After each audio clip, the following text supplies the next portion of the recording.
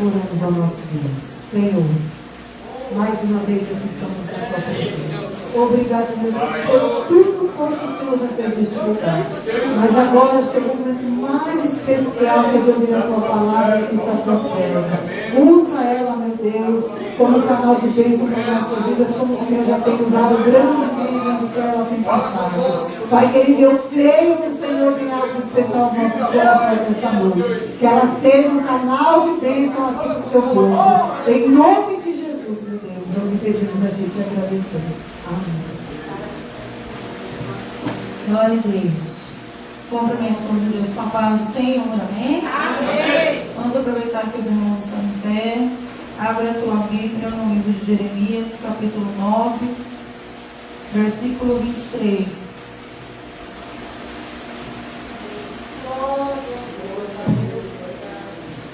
Jeremias, capítulo 9, versículo 23. Uma passagem muito conhecida da igreja. Glória a Deus. Aleluia. Hoje o computador resolveu não funcionar, saiu do fogo. Ainda bem que está na garantia. Ai, Jesus. Só a graça de Deus. Jeremias 9, 23 e 24. Aleluia. Cabe muito bem essa palavra hoje, porque assim diz o Senhor: não se glorie o sábio na sua sabedoria, nem se glorie o forte na sua força. Não se glorie o rico nas suas riquezas, mas o que se gloriar, glorie-se nisso, em me conhecer e saber que eu sou o Senhor, que faço beneficência, juízo e justiça na terra, porque dessas coisas me agrado, diz o Senhor. Amém? Os irmãos podem tomar assento para estar louvando ao Senhor com ele, e entraremos então na mensagem. Aleluia. Porque ele tem o controle de tudo, né, irmãos? Do homem é o fazer os planos, né? Mas o Senhor é que dá a confirmação e a direção, e ele que cumpre tudo em nós. Glória a Deus. Amém.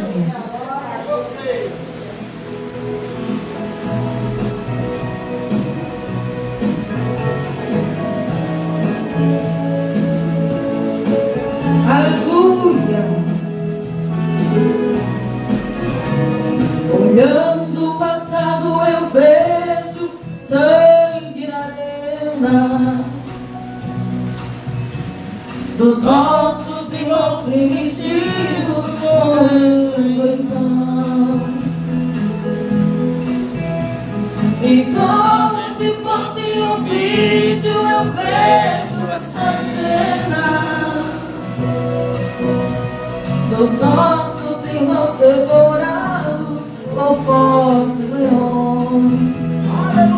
E o sangue quente que corria bem enxurrada pelo chão,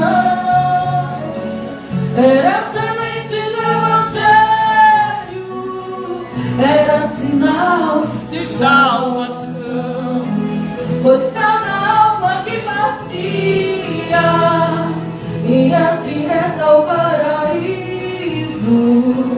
mesmo morrendo aos milhões, pra Deus não era prejuízo. Eu sou a semente do sangue dos irmãos que morreram sangrando, pra manter o Evangelho vencendo. Eles iam morrendo, de Cristo falando. Eu sou a semente do sangue dos irmãos que tiveram coragem de enfrentar os açoites da morte, levar a mensagem. Aleluia, louvado seja Deus. Quem encontrou graça na minha, na tua vida, aleluia. Nós encontramos a graça do Senhor. Aleluia, Jesus.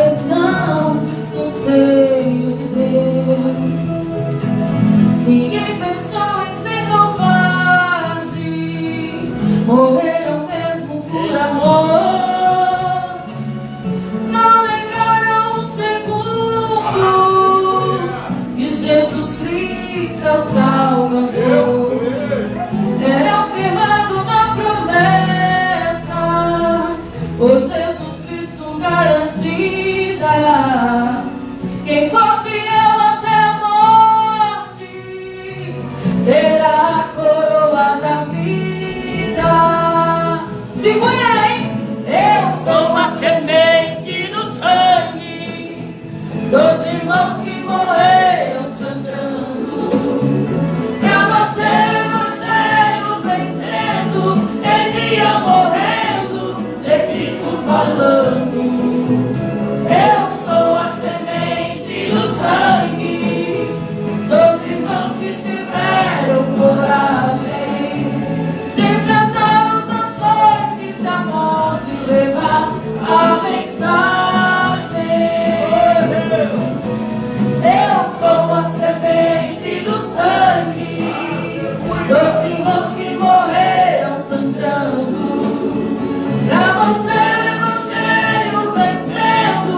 Eles iam morrendo de Cristo falando. Eu sou a semente do sangue dos irmãos que tiveram coragem de enfrentar os açoites e a morte e levar a mensagem. De enfrentar os açoites e a morte e levar a mensagem. Aleluia, louvado seja Deus. Que possamos ter essa consciência, irmãos. Somos frutos de sangue derramado, né? E não foi pouco, não. Quando a gente lê a palavra de Deus, quando a gente vê aqueles filmes, né? E tinha aquela arena e as pessoas eram lançadas ali. E o povo se alegrava, né? Em ver as pessoas sendo devoradas por leões. Meu Deus, né, irmãos? Era uma festa, era uma comemoração, era atração. A melhor atração da noite era quando os cristãos eram levados até ali e os leões devoravam aqueles homens e aquelas mulheres, né? E talvez alguns se questionavam, né? Por que, já que o Deus que eles pregam é tão poderoso, por que não nos livra, né, da boca desse leão, para que eu e você tivéssemos consciência de que a nossa salvação ela é preciosa, né? Ela não foi comprada com qualquer pedra preciosa, né? Ela foi comprada pelo sangue precioso de Jesus.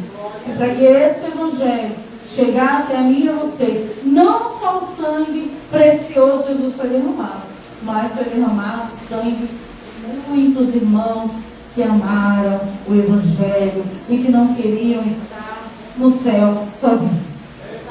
Infelizmente, muitos gostariam, né, de ter uma ilha no céu para ficar ali sozinho, enquanto outros se preocupam em povoar aquele lugar, porque é onde há abundância de pessoas alegres, louvando, agradecendo ao Senhor a glória de Deus. É uma festa, né? É tão lindo quando a gente vê um coral enorme cantando ao Senhor e você não consegue distinguir quais são as vozes, né? Torna um único coro. Quanto maior o coral, mais lindo, né? É a canção, mais linda é a adoração. E essa é a vontade do nosso Deus. A Bíblia diz que o inferno, ele não foi criado para nós. O Senhor, ele não tem prazer de lançar ninguém no inferno. Glória a Deus. O céu foi criado para mim e para você, né? A partir do momento que o homem pecou e destituído foi da presença de Deus, o Senhor já projetou um lugar para estarmos com Ele, porque Ele nunca desistiu de estar comigo e contigo. Por isso que Ele projetou o céu para mim e para você, estarmos com Ele, irmãos. Então, é motivo de nos alegrar, é motivo de glorificar o Senhor, é motivo de nos lembrar do quanto Ele é maravilhoso, de tudo quanto Ele tem feito. Jesus estava conversando com a missionária desse e nós conversamos a verdade. Às vezes a gente olha para aquilo que não temos, para aquilo que não alcançamos e nos esquecemos de tantas coisas que o Senhor fez, né? Eu posso contar particular meu, há muitos anos atrás. Hoje eu me policio muito, mas quando a gente é jovem, né? A gente quer tudo pra lá. E eu lembro que eu tinha alguns projetos e eles não estavam saindo do papel. E eu orava, e eu fazia campanha, porque a gente acha que pode ajudar Deus a cumprir na nossa vida. A gente acha que um dia seremos vencedores. Você nunca vai ser vencedor de nada daquilo que Deus faz por você. Nunca mais. E aí eu peguei meus projetinhos lá, fiquei meio brava e fiz aquela oração mal criada. E aí, não acontece nada. A gente fez isso, mas não acontece nada na minha vida. Tudo dá certo na vida dos outros, na minha vida não acontece nada. E aí o Espírito Santo, meu amigo, mesmo quando eu estou emburrada, tem amigo que não, né? Quando a gente está bravo, ele corre, o Espírito Santo não. É que ele se achega para acalmar o nosso coração. E aí o Espírito Santo falou, irmãos, quem aqui já ouviu a voz do Espírito Santo? É clara como a minha voz. Aquele que ainda não teve a oportunidade de ouvir a voz do Espírito Santo, pede para ele. Pede para ele abrir o seu livro, porque é clara como a minha voz. É muito claro. A Bíblia diz que o Senhor nos deixa confundidos. Então tudo que vem à nossa mente, que nos traz algo que nos deixa duvidosos, não vem do Senhor. Porque o Senhor é um Deus de incerteza. O Senhor é um Deus de sim, sim, não, não. E a voz do Espírito Santo é muito clara. E aí quando a gente tema para não ouvir a voz, aí o coração faz. Vamos que diz assim, estou aqui, ó. Ouve. E eu lembro que eu estava lá me reclamando, lamentando que não dava nada certo. E o Senhor, o Espírito Santo para mim assim, ó, pega uma caneta, pega uma folha e escreve. Escreve aquilo que eu ainda não fiz. Aleluia! Eu gostaria que eu fizesse. E do outro lado, escreve todas as suas orações que eu já respondi. E aí eu escrevi, né, as minhas reclamações. Igual um propósito. E aí o Senhor começou a me lembrar de tudo quanto ele tinha feito. E eu fui escrevendo. E quando eu me dei conta, irmãos, muito mais o Senhor tinha feito por mim do que aquelas poucas coisas que eu achava tão importantes. E desse dia em diante, todas as vezes que eu quero reclamar, quero murmurar, porque a nossa carne, ela pende para o mal, né? Eu me lembro desse dia, de tudo quanto o Senhor fez por mim. Quando eu estava durante o culto, a gente vai prestando atenção em tudo aquilo que o Senhor vai falando, né, com a sua igreja, através dos louvores, através dos hinos da harpa, através das palavras que foram lidas nessa noite. E quando o diácono Ednei leu ali em Mateus 23, que diz que aquele que a si mesmo se exalta será humilhado, né? E às vezes as pessoas usam esse versículo de forma errada, né? Diz que aquele que for humilhado será exaltado. Não é isso que a Bíblia diz. Aquele que a si mesmo se humilha, Deus exalta, né? Mas às vezes as pessoas querem, os próprios cristãos mesmo, a gente mesmo. A gente quer transformar a palavra de Deus naquilo que a gente quer. E às vezes a gente está colhendo algo, ou está passando por algo para que o nosso ego seja tratado. Como a palavra que diz, não se glorie o homem na sua força. Não se glorie o homem na sua sabedoria. E às vezes o Senhor precisa tratar conosco, porque às vezes o ego sobe um pouco. E Ele permite que sejamos humilhados. E aí a gente pega esse versículo, distorce, estufa o peito. Está lá Jesus querendo quebrantar o nosso orgulho. E vendo a gente se quebrantar, a gente se orgulha mais ainda e começa a rotar por aí. Aquele que é humilhado será exaltado. Aquele que me humilhou vai ver Deus me exaltar. Não, irmãos. Não é aquele que é humilhado, é aquele que se humilha. Porque aquele que se humilha diante de Deus e reconhece que ele não é nada, a esse Deus exalta. Porque se ele exaltar aquele que for humilhado, ele se transforma em soberba. Começa a achar que Deus trabalha para ele. Tem gente que pensa que Deus trabalha para ele. Deus não trabalha para você. Ele trabalha por você. Quando você crê e se coloca na posição, quando você obedece o propósito de Deus, Ele trabalha por você, com com você, através de você, não para você. Mas muitas vezes a gente quer o quê? Que Deus trabalhe na noite. Nem pode pagar Deus, irmão. Tu já pensou quanto seria o dia de Deus? Tem para pagar? Não tem nada. Mas, e aí o que a gente faz? A Bíblia diz que nós temos que nos colocar como servos. Mas a partir do momento que você acha que Deus tem que trabalhar para você, você está se colocando como Senhor, e você não é Senhor da sua vida. Quem é que sabe quantos cabelos tem na cabeça? Quem é que sabe o dia que vai partir? Quem é que sabe quantos dias ainda terá de vida? Quando vai ser a tua próxima crise? Se amanhã você vai espirrar. Você não é Senhor nem da sua vida. Quer ser Senhor de Deus? Quer determinar aquilo que Deus tem ou não tem que fazer na tua vida? Se coloca como servo. E deixe que aquele que se humilha, Deus o exaltará. E essa palavra que eu li com os irmãos aqui nessa noite, que fala, né? Não se glorie o sábio na sua sabedoria, nem se glorie o forte na sua força, não se glorie o rico nas suas riquezas. O que é isso?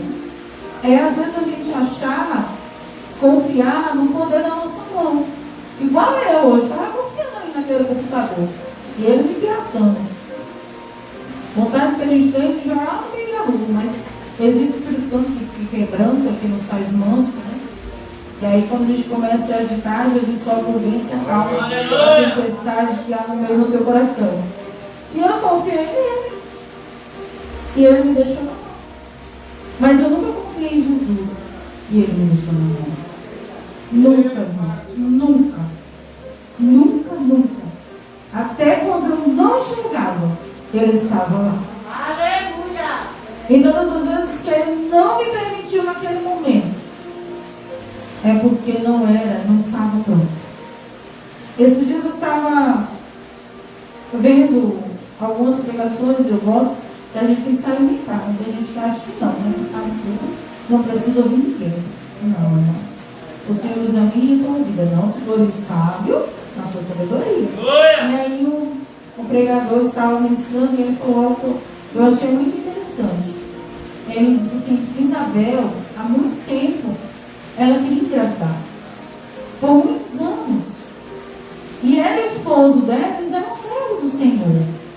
Não havia neles culpa alguma para dizer, ela não engravidou ainda porque está fazendo isso ou aquilo, porque está em pecado, porque às vezes as pessoas remetem isso. E nós mesmos, às vezes, né? Às vezes acontecem coisas na nossa vida que a gente acha que a gente está pecando, ou as pessoas acham que a gente está pecando, e às vezes só não é o tempo do Senhor. Mas é muito difícil para nós entendermos o tempo do Senhor. Como a missionária Isabel leu aqui, para Deus, um dia é 1000 anos. 1000 anos é como um dia. Mas para mim, para você, um dia é um dia. E 1000 anos é 1000 anos. Então demora a passar. E aí demorou para aquela mulher engravidar. Por quê? O projeto que Deus tinha na vida de Isabel era ser mãe de João Batista. E João Batista tinha um tempo para nascer. O tempo de João Batista nascer era um pouquinho antes de Jesus, porque ele precisava preparar o caminho do Mestre. E não era para ser algo longe, algo longânimo, era para ser algo próximo, porque ele ia preparar o caminho do Senhor. Então, não demorou. Aconteceu no momento exato, no propósito que Deus tinha para a vida de Isabel. O propósito de Deus na vida de Isabel não era ela ser mãe de um sacerdote como era o seu esposo. Hoje um homem que seria talvez um carpinteiro, um plantador, um agricultor. Não, o projeto dele é que ela fosse mãe daquele que prepararia o caminho do Senhor. Então havia um tempo maior para esperar. Então o Senhor não chegou atrasado. Ele chegou no tempo certo. Talvez Isabel não conhecia os planos de Deus, como eu não conheço e você não conhece. E talvez aos meus, aos seus olhos, está demorando, está atrasado, Deus não vai fazer, não, amado. Só não chegou bem. Mas ele vai chegar. Porque aquilo que Deus determina, ele cumpre, né? Nas nossas vidas.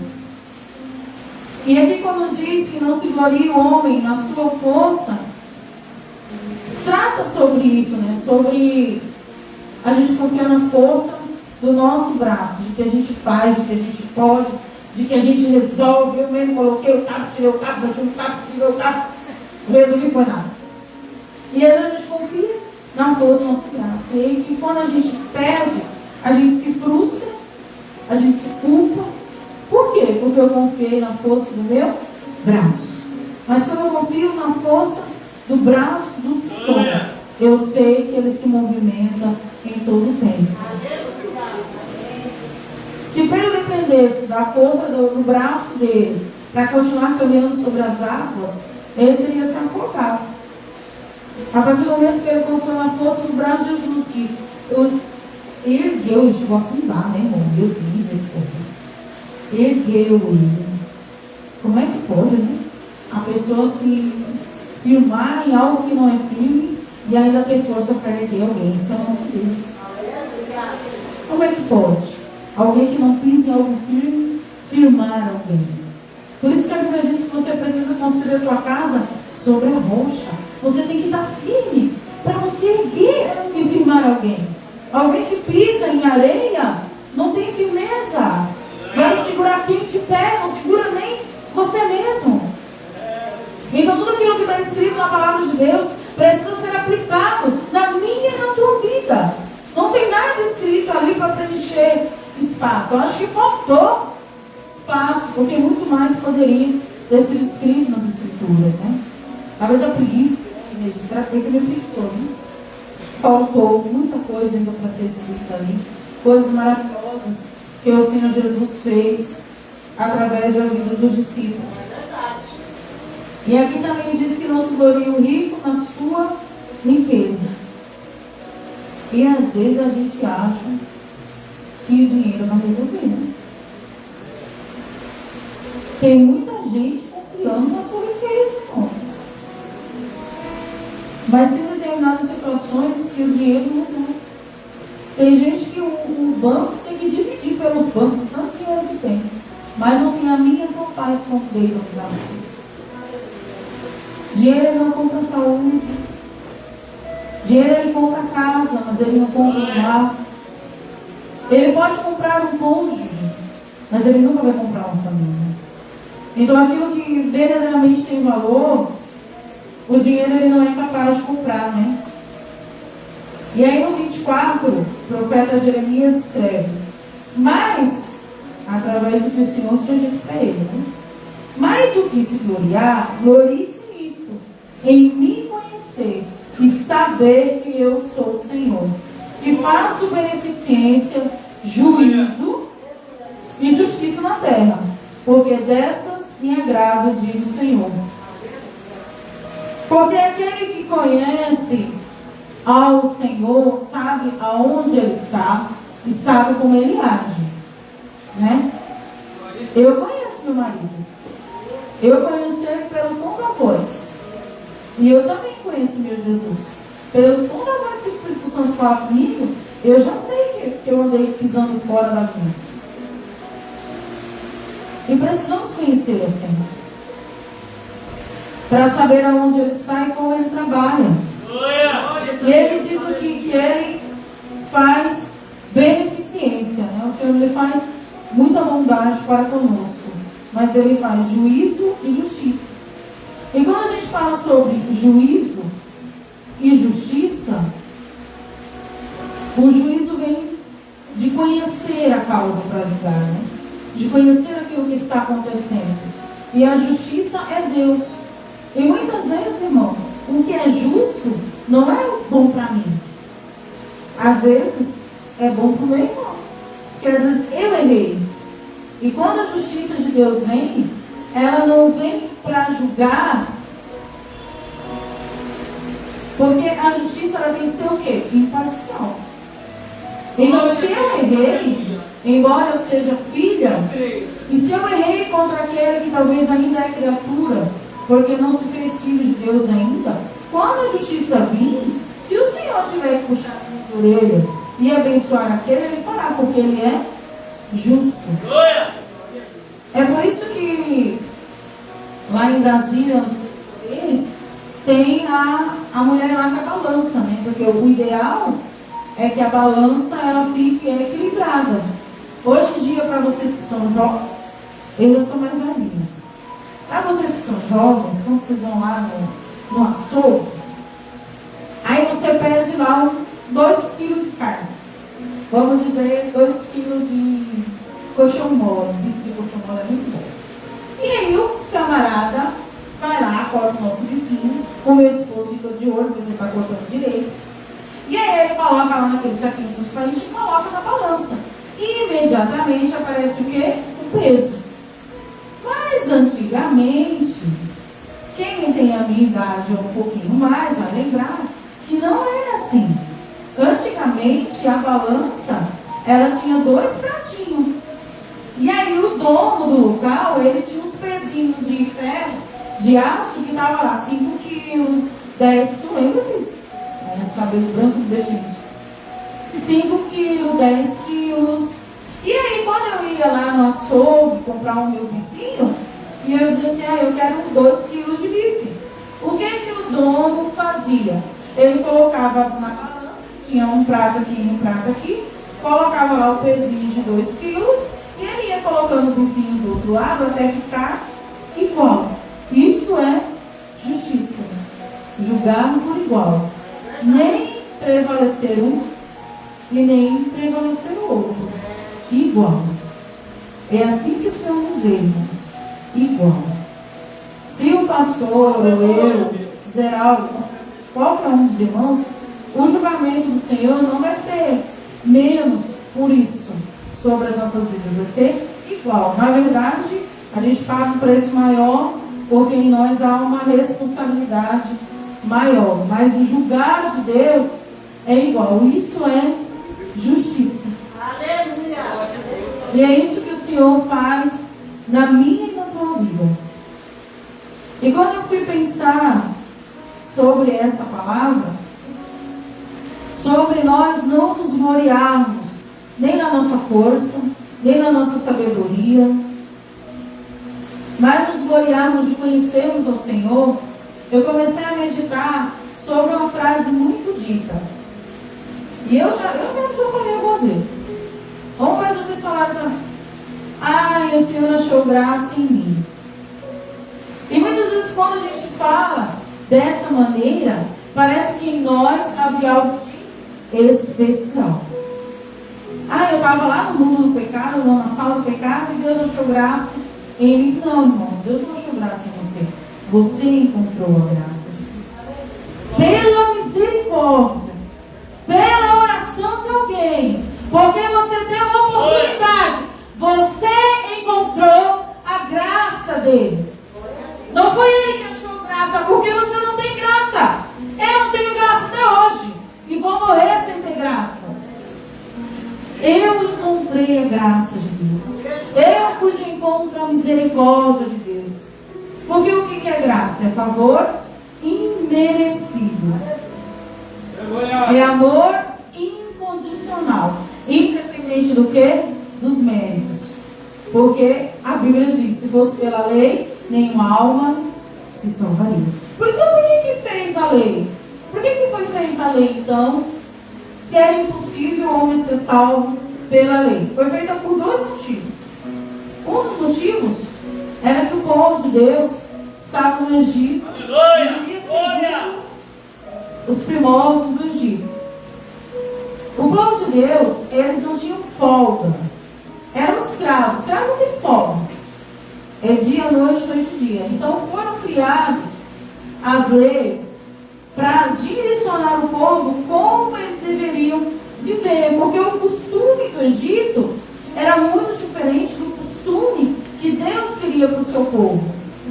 Tanto que quando foi estabelecido o dia do Senhor, foi para que o povo entendesse que eles precisavam ter um dia em que eles não estivessem focados no trabalho e descansassem e buscassem ao Senhor. Porque até então, aquele povo que estava ali entendia que tinha que trabalhar dia e noite, noite e dia. E a lei também foi criada para que eu e você entendesse que não somos merecedores. Mas ela não é anulada pela graça.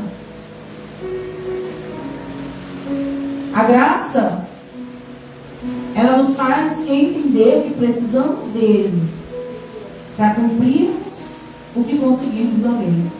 E que pela graça dele somos perdoados, porque não conseguimos cumprir tudo.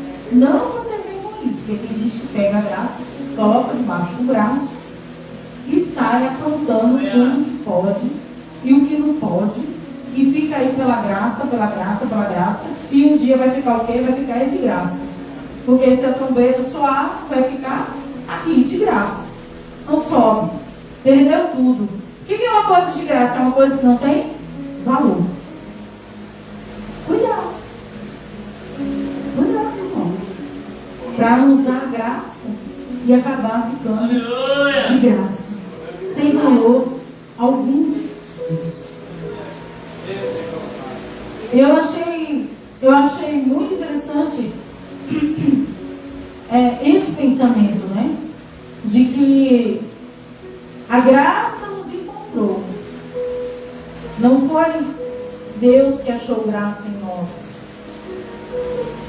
Nós encontramos a graça de Deus, né? Porque não éramos merecedores. Claro que tiveram homens na palavra de Deus que eram homens honrados, né? Quando a gente olha ali para a vida de Jó, o próprio Deus falou dele para Satanás. Mas mesmo Jó, sendo um exemplo, né? Foi citado como exemplo. Ele tinha os defeitos dele. Ele tinha medo de perder tudo aquilo que ele tinha. Não que ter medo é pecado, mas é falta de fé. Né? E às vezes quando a gente não tem fé, a gente perde algumas coisas. A gente perde o que é a nossa paz. Porque aqueles que confiam no Senhor são como os montes de Sião. O monte se abala, pode vir o vento que for, minha gente. Só que ele não está nem aí. Cai a tempestade que for. É isso que o Senhor quer para as nossas vidas. Então não é que quando Jó ele tinha medo de perder tudo aquilo, ele estava pecando. Porque se ele estivesse pecando, ele não teria sido citado como exemplo. Mas ele não tinha paz. Tanto que quando acontece tudo que aconteceu, que a gente já conhece, ele termina dizendo que ele conhecia o Senhor de ouvir falar. Então ele temia Deus de ouvir falar. Tanto que ele vivia sacrificando. Ele tinha tanto medo de perder os benefícios de Deus que ele vivia sacrificando. Por isso que o Senhor permitiu que o Satanás tirasse tudo dele. Para ele entender que ele não dependia daquilo. Ele não dependia dos filhos, das filhas. Ele não dependia da riqueza, da casa. Ele precisava depender do Senhor. Porque tudo que acontece na nossa vida é Deus se aperfeiçoando. Paulo escreveu que o próprio Deus disse que ele se aperfeiçoa na nossa fraqueza, amado. Então, muitas vezes aquilo que o Senhor permite na minha e na tua vida, não é Ele te castigando, é Ele te aperfeiçoando. Já saiu de tudo aquilo que ele passou um homem diferente. Ele não conhecia mais de ouvir falar, ele conhecia de vê-lo face a face. E ó, irmão, é bom a gente ver Deus face a face. Mas eu vou te dizer uma coisa, não é no dia da festa não. Elias viu lá, passando ali, ó, quando ele estava lá na caverna. Cuidado com o que você pede, você vai receber. E lembre-se do que você pediu quando você receber. A Bíblia não nos diz, né, a respeito da nossa irmã Isabel, qual era a oração dela, né, quando ela queria engravidar. Mas quem sabe ela não orava e dizia: ah, Senhor, que eu não quero que meu filho seja só mais um sacerdote, que os teus planos sejam maiores na vida dele. E foi, né? Mas aí ela pagou o preço de alguns anos esperando. E já teve um filho que não vivia com ela. O homem vivia lá no meio do mato. Como ele gafanhou, morreu com a cabeça decapitada, entregue numa bandeja. É o preço do chamado, irmãos. Cada um aqui sabe o preço que paga pelo seu chamado. Quando nós somos chamados pelo Senhor, quando Ele vem, entrega a profecia, e põe a mão na nossa cabeça, e põe a nossa garganta, e fala, aí é bom demais. Tu já saiu, glória. Deus te usar, glória. Glória? Tu vai ver glória. A hora que chegar o preço do chamado. Por quê? Porque o poder dele se aperfeiçoa na minha fraqueza. Porque assim como João teve que passar o que passou, para que o poder de Deus se aperfeiçoasse na fraqueza dele, também é na minha e na tua vida. Então nem tudo, irmão, é preço, nem tudo é pecado, nem tudo é falta de busca. Muitas vezes é o Senhor nos mostrando. Como a missionária deles pregou. Tem irmão, você já assistiu alguém fazendo vaso, como é? Já se colocou no lugar daquele barrinho ali? Para ver se é bom? Aprenda, viu? E não é moldado como o barro quer. O leiro molda o barro segundo a sua vontade. Porque a vontade do barro é chegar um bolo lá e ficar quieto, como eu e você. Chegando um bolo e ficando e querendo ficar quieto. Aí ele diz, não, peraí, tu não disse que quer ser vaso?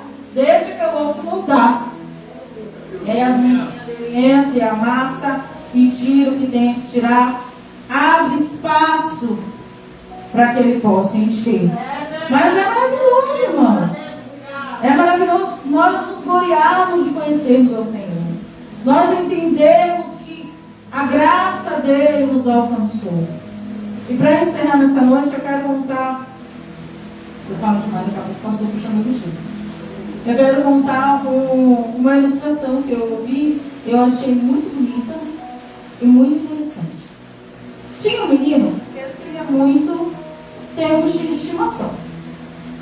E aí o pai dele falou assim, tá bom, então vamos lá no pet não é no pet, né, na agropecuária, ver um bichinho pra você. Aí ele, tá bom, papai. Aí foi lá, aí tinha cachorrinho, tinha gatinho, tinha passarinho, e aí o bendito do menino viu o quê? Um leitãozinho. Ai, pai, é tão bonitinho, ele olhou pra mim, deixa eu comprar cá. Menino, leitão é bicho de estimação. Ah, o menino teimoso, gostou do leitão, bonitinho, branquinho, né? Levou pra casa. Quando chegou em casa, a mãe olhou e disse, isso não vai dar certo. Leitão é bicho de estimação. Aí tá bom. Aí ele falou assim, pai, vamos passear com o meu bichinho? Vamos, meu filho. Aí foram no parque. Chegaram lá no parque, tinha cachorro, tinha gato, povo com seus bichinhos, tinha grama, tudo maravilhoso. E ele falou assim, solta o teu leitãozinho pra brincar. E o menino soltou o leitãozinho. Tá lá os gatos, os cachorros brincando na grama. Aonde é que vocês acham que o leitão foi brincar? Na lama. Se espinhou e saiu todo puro. E aí, chegou em casa e disse, eu não falei pra vocês? Isso é leitão. Isso gosta de sujeira. Isso não presta pra ter em casa. Deu banho. Não, mãe, eu gosto do bichinho. Deixa eu com o bichinho. Aí passou-se mais uns dias. Papai, vamos passear de novo? Vamos. Aí tentou domesticar, né? Tentou ensinar pra ele. Vamos, não pode. Vem pra grama. E aí achou que tinha domesticado o bichinho. Pegou o bichinho de novo. Foi passear com o bichinho. Aí quando desceu, chegou lá. Todo mundo na grama. Aí quando achou uma laminha, chegou em casa, veio tampou de sujeira, só pra mãe, né? Disse aí, lembrou com as patinhas muito limpas dentro de casa. Eu já falei pra vocês, isso aqui é porco, isso gosta de sujeira, isso nunca vai ser limpo. Aí o pai disse assim, não, vamos levar no veterinário. O veterinário vai dar jeito nesse bicho. Pegou o leitãozinho, colocou debaixo do braço, chegou lá no veterinário. Disse, olha, meu filho comprou esse leitão, mas ele gosta de uma comida porquice. Ele é ceboso. Dá um jeito nesse bicho pra mim. E o veterinário disse, deixa ele aqui comigo umas 2 semanas. E depois o senhor vem buscar. Eu vou dar um jeito. E o meu pai foi pra casa com o menino. Passou 2 semanas. Vai lá buscar o leitão. Aí o leitão, tá pronto. Pode levar. Vamos testar, né? Pegaram o leitãozinho e foram passear na praça. Quando chegou na praça, os cachorros brigando nas graminhas e tinha uma laminha lá longe. E aí o menino disse, eu vou soltar o leitão, tem certeza? Vamos confiar. no veterinário. Soltaram o leitão. O que o leitão fez? Não foi pra lá. E aí eles ficaram olhando, ficou lá brincando na galinha. Olha como é que deu certo. O pai ficou encucado, deixou, vamos botar lá no veterinário e ver o que ele fez com esse leitão. Chegou lá no veterinário e perguntou: o que foi que você fez para que esse que gosta de sujeira, de imundícia, aprender a viver na grama? Ah, eu peguei o coração de um cordeiro, tirei o coração de porco e coloquei no coração de cordeiro. E agora ele age como cordeiro.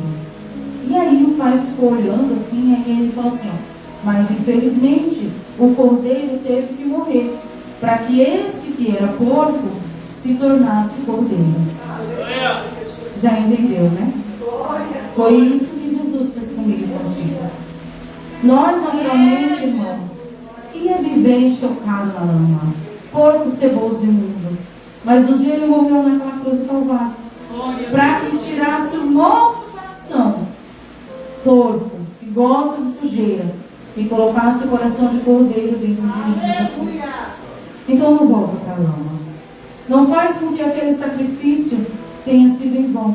Se comporta como cordeiro, porque o sangue dele é precioso. Amém? E eu quero agradecer a oportunidade. Aleluia. Glória a Deus.